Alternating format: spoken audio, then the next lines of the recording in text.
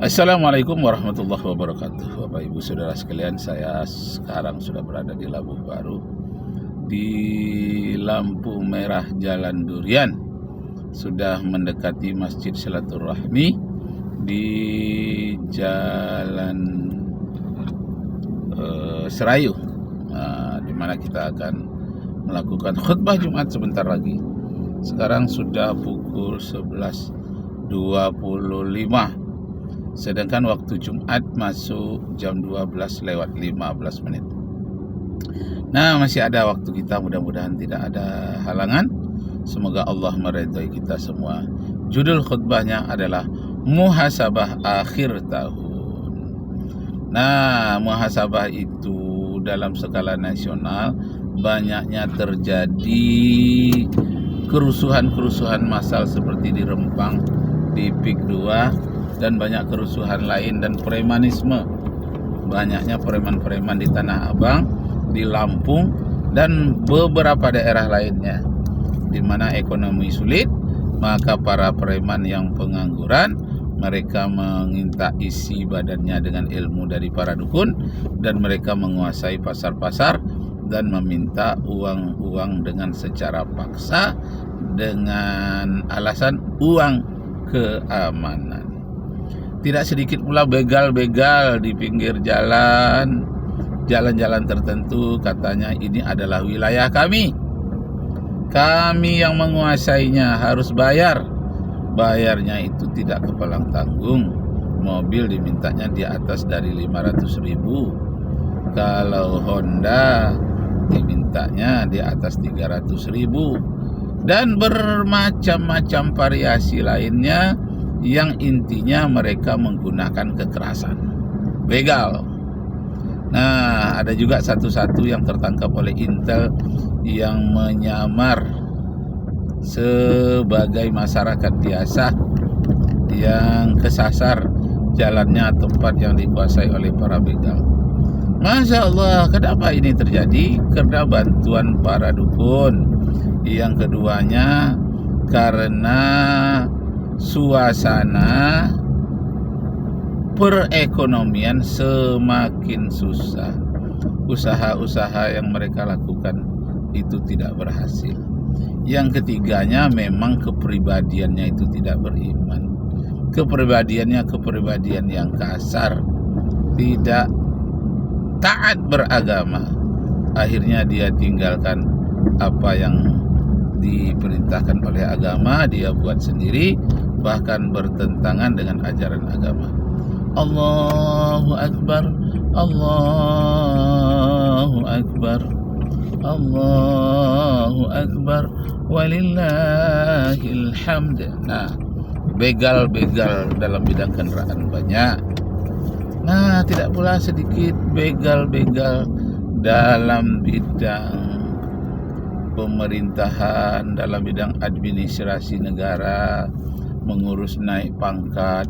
Tidak sedikit pula yang dibegal dulunya tahun 2004. Tapi sekarang kan sudah tahun 2025, maksudnya sebentar lagi masuk tahun 2025. Semoga kejahatan-kejahatan yang terjadi di tahun 2024 tidak terjadi lagi. Sekarang tanggal 27 Desember tahun 2024. Allahu Akbar.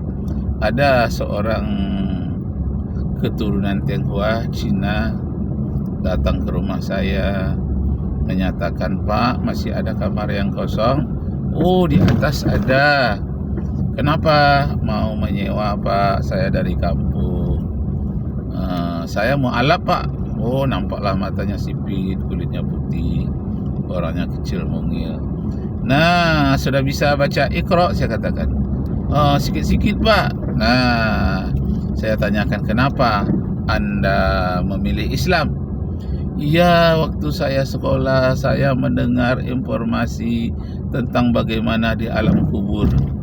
Jadi kalau saya tak beragama Islam, yang saya bayangkan bagaimana saya di alam kubur nanti. Tapi kalau saya beragama Islam, saya bisa jawab nanti di alam kubur, man rabbuka, siapa Tuhanmu? Aku akan menjawab, Allah. Ma imamuka, siapakah imammu? Bisa dijawab, imamku adalah, ikutanku adalah Al-Quran. Lalu ditanya, man ikhwanuka, siapakah teman-temanmu? Aku bisa menjawab, temanku adalah kaum muslimin.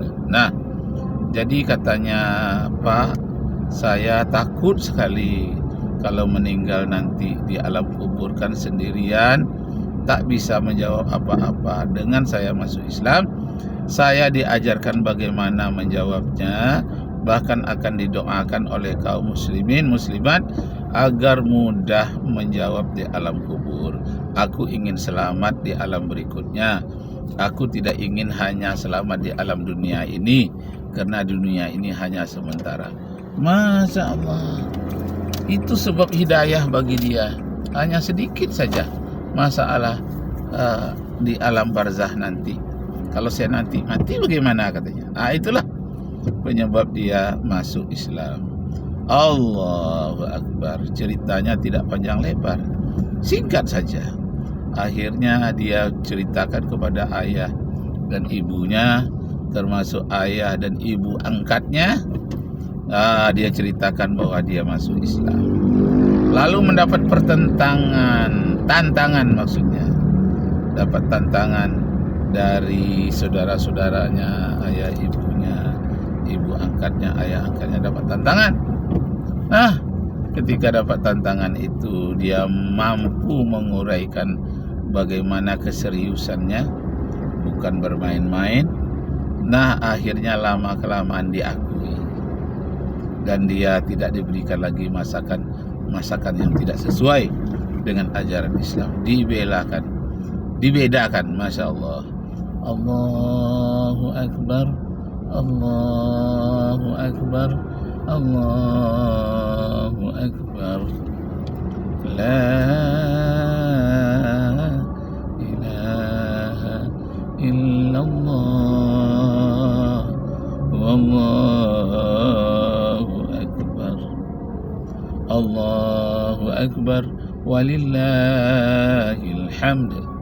Semoga di tahun baru ini, tahun 2025, semakin banyak orang jadi mu'alaf, dan semakin banyak orang yang beriman, dan semakin tenteramlah Indonesia, apa yang disebut dengan baldatun thayyibatun wa rabbun ghafur.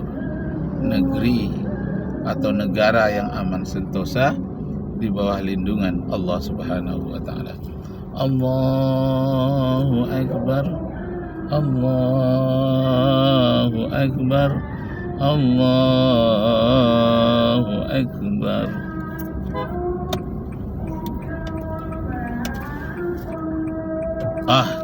Sekarang saya berada di dekat Masjid Al-Mujahidin, Jalan Jenderal, menuju ke Masjid Silaturahmi di belakangnya, Jalan Serayu, pertemuan Jalan Serayu dengan Jalan Jenderal.